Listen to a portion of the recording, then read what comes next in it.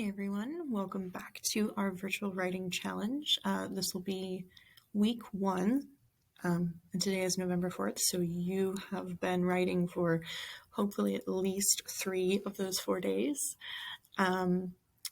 This week we're going to jump in, we're going to talk about characters, I'm going to go over some different resources, some different tips. We'll talk a little bit about writer's block, which you may not be experiencing yet, but there's a chance that you could sometime during the month.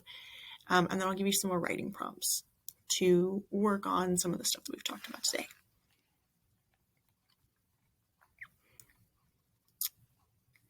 When I do writing groups, I like to start off kind of with an opener, and in an ideal world, we'd all be together around a table talking about all our great ideas, but as it's not possible at present, I'm just going to have you think about this. You can write it down if you feel like it's helpful or not.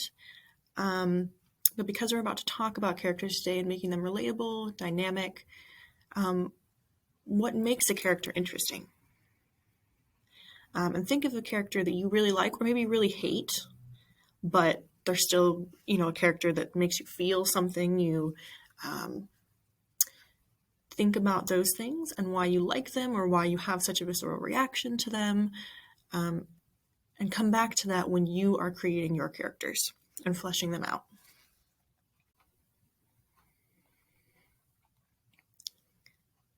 All right, so I'm going to start with a check-in. Hopefully you have a word goal set. Maybe you don't yet, or maybe you're kind of playing it by ear. That's fine. If you're deciding to go with the 50,000 word challenge, and you're starting to get a little discouraged, don't worry. Every word that you write towards that goal is a word that you might not have written otherwise, and so it's still progress. And you can always reset the goal. If that feels completely unrealistic and your life is really hectic right now, you don't have a ton of time, but you still want to work on your project, you can lower that goal and work to try and meet it. And that's okay. We talked about scene lists last week, so hopefully you've got some ideas written down. And maybe you've taken a look at some of the tools that I linked to last week. If you are still kind of winging it and you don't have an idea, that's totally okay. You can always make notes as you go along. When you come up with an idea for a scene, anything that helps you kind of figure out what that is when you come back to it. So if you just jot down giant slug invasion and that's enough to jog your memory about what that means and who's in that scene and where it's taking place, awesome. If you need a little bit more information, go ahead and give yourself a little bit more, but you want to be able to, if you come back to it a week later, understand the spark and the idea that you had initially. Okay. And if you're feeling stuck, or if you're worried that you will be feeling stuck in a few days or weeks, I will put in writer's block tips. And today it kind of works in getting started. Okay. So if you're having trouble getting started at the beginning of your story, you can always start somewhere else. Hopefully you have an idea that you're excited about. So which scene is that? Which scene gets you the most excited? What scene was the original spark for your idea? Which one can you visualize most clearly in your head? You know exactly where everything's located and who's in that scene and how they're moving, what they're saying. If that scene's in your head and it's not the beginning, maybe it's towards the end, write that scene first. Because you'll take that excitement, that momentum that you've got, and it might spur a few more ideas. Something new might come into the picture, and it might help you then work your way back into that story, whether you go back to the beginning then, or you start in the middle and you have things all out of order, that's fine. You can rearrange your scenes later to get the order that they're actually supposed to take place in, but you want to keep writing and you want to keep getting into the story. So as far as this goes, maybe you're having trouble now and you need this idea. If not, keep it in the back of your mind for later. And then you can jump around to different scenes if you're having trouble going in that, linear fashion. Real quick, before I jump into talking about characters this week, I realized that some of you may be coming to this video from the Bellwood Library website. And if you're watching it right on the website, you may not see the description as it's written on YouTube, which is where the video is initially being posted. So there should be a little button down in the bottom of the video where you can click watch this on YouTube, and then that will show you the description and all the links that I'm putting along with the slides. It's particularly important if you're trying to work along with the Young Writer's Notebook. If that just sounds confusing to you, you can also go straight to the NaNoWriMo Young Writers Program page. You don't have to sign in, but if you go up to resources for writers, it'll load that stuff for you. And then I'm using the high school workbook. You can download that PDF. If you'd prefer, you can use the middle school version. They're very similar. There's a few differences, but they're mostly very, very similar. Okay. All right, let's get started. So we're talking about characters this week, and the first introduction that I'm going to give you is actually from the NaNoWriMo workbook, and it's talking about flat versus dynamic characters. And I mentioned last week we want dynamic characters, and what that kind of means is if you have a flat character, they're basically cardboard. There's nothing to them. There's no drive behind them, and it can get really boring and really hard for readers to relate to that character.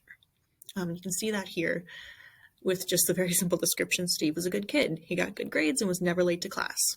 Well, that's neat, but that's not a story.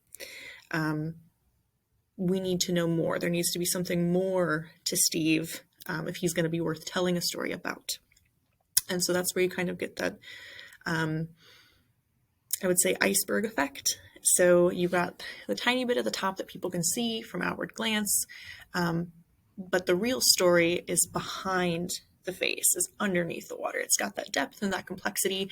And as you can read here, there's way more to Steve than we were led to believe. Okay. So keep that in mind when you're working on a character. You want there to be more to them than meets the eye. And you can find that on page 10 of your workbook.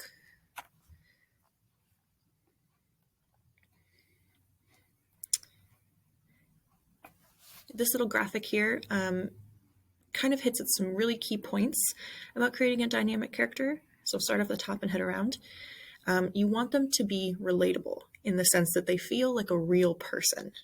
I know when I'm reading a story, when I find a character that just feels like they could exist and walk around in the real world, that's someone I can relate to. That's someone that makes me feel something. So you want that relatableness.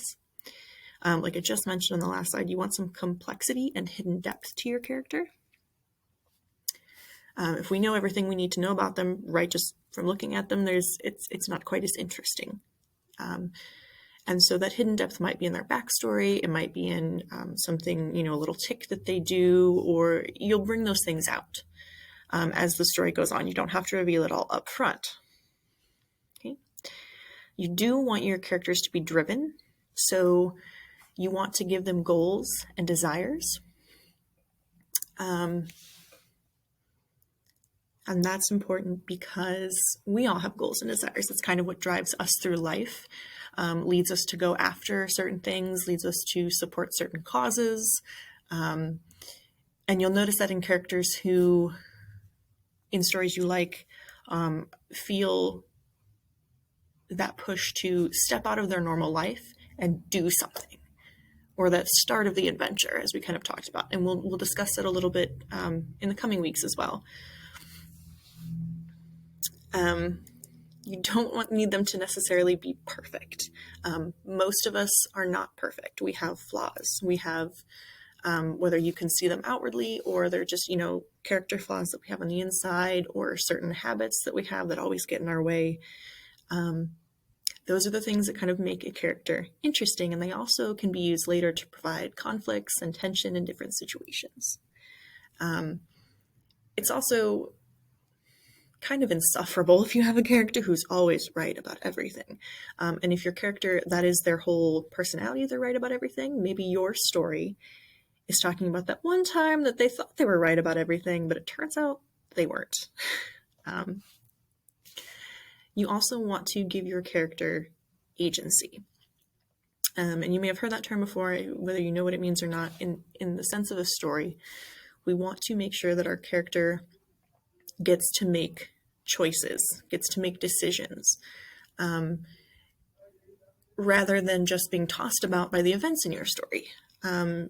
We don't want them to always just be responding, just catching up to everything that's going on around them. That does happen in stories occasionally and in life. Sometimes you're just kind of tossed about. But at some point, you have to make a choice to go along with it or make a change or do something. And that's what's important for your character. Their actions and their choices should drive your story.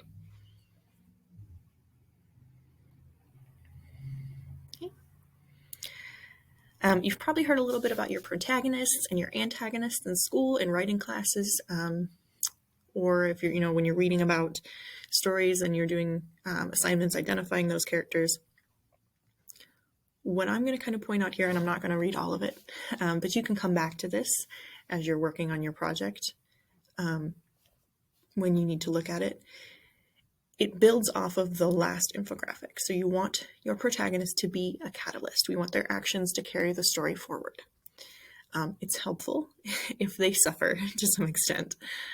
So they need to work towards their goal or their mission or whatever happy ending that you want to place in your story. If it comes too easily, it's not as believable, and it can be kind of boring. So when you throw those roadblocks in their way, where they're not necessarily suffering through torture, but it makes it difficult, they have to work harder to get that, then that's more interesting for the character. Like I said before, they need to make choices. Good or bad choices doesn't really matter. We all make both. So your character will probably make some of both. But you want them to make choices, and you want there to be consequences for those choices. They need to fail sometimes. If they succeed at everything, their story isn't believable, right? So that goes along with needing to suffer, needing to not be perfect, those things, making them a relatable character. Through the course of your story, we want them to grow. So if they don't change at all, what was the point of them going through all the things they went through? So have them learn from their mistakes, have them witness events that change them. That gives them a little bit more reality. And we want them to have a purpose. This kind of goes along with having drives and desires and goals. But why are they in this story? Why are they going along with the journey? Why don't they just step out and say, bye, I'm done? That drive and that purpose is kind of what is the reason that you're focusing on them as a character. All right, and many of those traits and attributes are going to be the same for your antagonist, who may or may not be your villain. It may just be someone that really annoys your character. But they should have motive too. They should have goals and desires just like your protagonist. And those should at some point bring them into contact with your character, but it may have nothing to do with your protagonist. And that, I'm jumping down a little bit, but they don't need to be protagonist-centric. They may be, let's see, in the case of the Avengers, we'll go with that one. So Thanos has a mission. It wasn't initially to thwart the Avengers, but because they did not agree with what he wanted to do, they all came in, they had to kind of butt heads and have that conflict. So it had nothing to do with them initially, but they came into it because of his drive and desire. Okay. Just like your protagonist, you want a complex antagonist. They don't have to be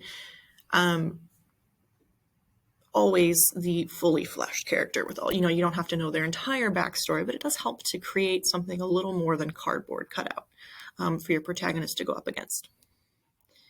That means they will have a past, just like your protagonist does. And that also means that in most cases, villains and the bad guys, whoever they are, they're not born evil. You may be writing a story where that is the case, but not always is that the case. Usually they're shaped by the events that they grew up in, the world that they lived in, the things that were fair and not fair, and the way they responded. You can actually have two characters grow up in very similar situations and turn out to be completely different. So it can be really interesting to create that character.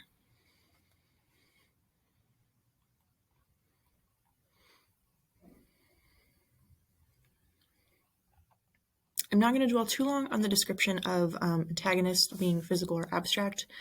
I'll give you a little bit of a boost there to kind of consider what your options are, and then you can look at the workbook if you want more information. But a physical antagonist is a living, breathing character, right? And if you have an abstract antagonist, it's a concept or a force. It could be something in nature. So you might have the example of someone who has left your character stranded in the wilderness. That is definitely a physical person antagonist. Same for an assassin who tries to poison your character. Okay, or the evil king who's trying to kill your, character off. Those are physical antagonists. But if your character gets lost in nature and they're up against a natural disaster or extreme weather, that's still an antagonist, but it's not a physical one. Same for disease. And when you're thinking about systems as a whole, so a whole corrupt government or systems of laws, different types of oppression, those are considered abstract unless they are being carried out by a specific character. Okay.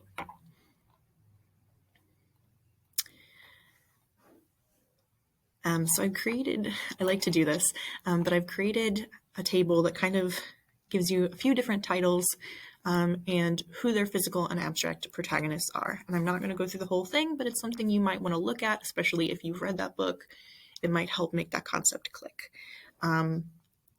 So if we're looking at something like Dread Nation, which is something I read in the last few years and really enjoyed, she definitely, the physical antagonist, zombies. That's kind of a key point of the story. And it's a very simple antagonist to point out. You can also think about, so if you've read the book, Catherine Devereaux is another student with the main character. They're training together. She's not evil, and she's not necessarily a bad person. They just really butt heads and don't like each other. And so that is also a way to have an antagonist. In the abstract, you have issues of racism and classism. So some of the laws that have been created in the entire attendance system, where these girls are trained to protect white people, essentially, from zombies, those issues are more abstract, but there are characters within the story who are specifically carrying those out, and those would be physical antagonists. I've also got entries for The Hunger Games, The Giver, the Scott Pilgrim series, and The Poet X. And this one might be interesting to you if you are writing contemporary story, something that feels a little more realistic, to kind of look at those comparisons.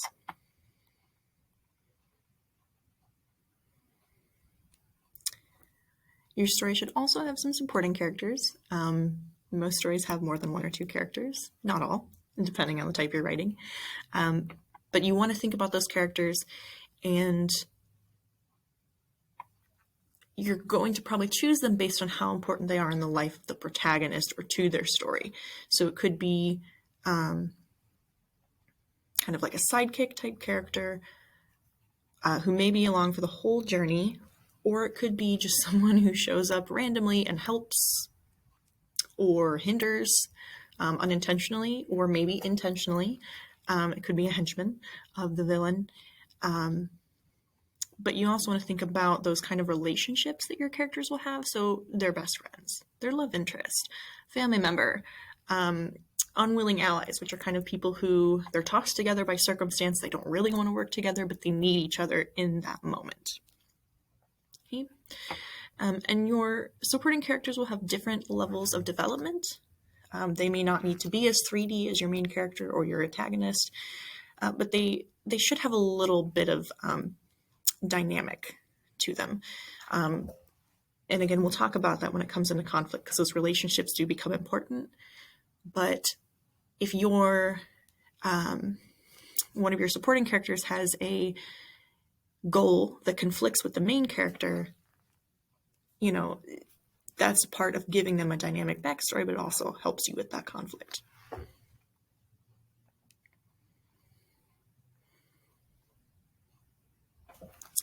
All right, so I am going to give you some writing prompts, but here's another thing you can try. So if you're looking to kind of flesh out your characters, the NaNoWriMo workbook gives you a character inventory. It focuses mostly on the protagonist and a little bit on the antagonist as well, but it does give you some questions to consider for your supporting characters. And that you can find, starts on page 12 of the workbook, and goes to page 14. It's a good enough character inventory. If you're looking for something a little different, if it doesn't ask all the questions that you think are important, you could just write those that information down. But you can also do a Google search for writing or creative writing character inventories or character questionnaires, and there is a ton online. There are so many that you'll be able to find. I also have these two books here are two books that I have on my shelf that I go back to when I'm building a character or trying to kind of flesh them out and make them more real. And they are also available through Bellwood Library, through interlibrary loans. So we don't have them currently in our collection, but if you go online to our catalog, you can put them on hold and they'll be sent here and you can pick them up here at this library. But these are Characters, Emotion, and Viewpoint by Nancy Kress. And then The Writer's Guide to Character Traits by Linda Edelstein. And she actually has a PhD, and a lot of her traits are built on psychology and things. So it's really fascinating, and you can create some really relatable characters. All right, it's time to do some writing, and I've got a few prompts for you. What I'll try to do each week when I give you writing prompts is I'll give you 3. And one of them will almost always be like this one down here. If you are just on a roll or something that I said in the video kind of sparked an idea for you, jump on it, write, do what you need to until you've exhausted that avenue. But if you come back later and you're like, well, now I don't know what to do, I could use a suggestion. The first 2 will typically have something to do with the theme for the week. So this week, when you're thinking about your characters, go ahead and maybe try writing the scene where your protagonist and antagonist meet. And if they don't meet till the very end of the story, this scene could be where they learn about each other for the first time. It could be where your character recognizes that, or maybe, they come across a henchman or they see something being done in that character's name and they don't like it. Any way you want to go with that. Another option, and this is if you have maybe a more abstract antagonist, is to write a scene where your protagonist understands for the first time just how that is affecting them and their family or their loved ones or their friends. So if you have more of an illness, so to speak, given the times we're currently living in, what would that scene look like where your protagonist understands what it feels like for the first time to be affected by that illness or that plague, or in other cases, a really corrupt system of government that until that point didn't touch their life. So that could be a really interesting way to go about it. Okay. All right. That's all I've got for you this week, and I know it was quite a lot coming at you all at once, but it's totally okay if you need to watch a second time, or if something I said isn't really helpful to you today, but maybe in 3 days it will be. Feel free to come back and watch and get whatever you need to help you get that word count boosted and to flesh out that story. Until next week, you'll want to consider making those character inventories. You don't have to, but it can be really helpful when you're in the middle and you're like, wait a second, what was the motivation for this again? And you need to go back and kind of identify that in the backstory. You also want to keep writing every day, even if you're only getting in 10, 15, 20 minutes. If that's all you have, that's still awesome. You're still getting words in your story. Another thing to consider, which is really big with this, you're trying to hit a word count, so you don't want to delete a lot. Like maybe you don't like a scene and you've decided you don't want to use that. Don't strike it out. Just kind of make yourself a note, restarting the scene, and then make the changes that you want.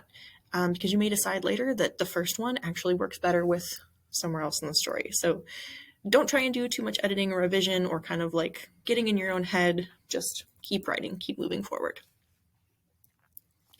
Next week, we're going to talk about world building a little bit. We'll talk about adding vivid descriptions, sensory details, and how those things kind of help boost your word count. All right. Good luck this week, guys, and I wish you well with your stories.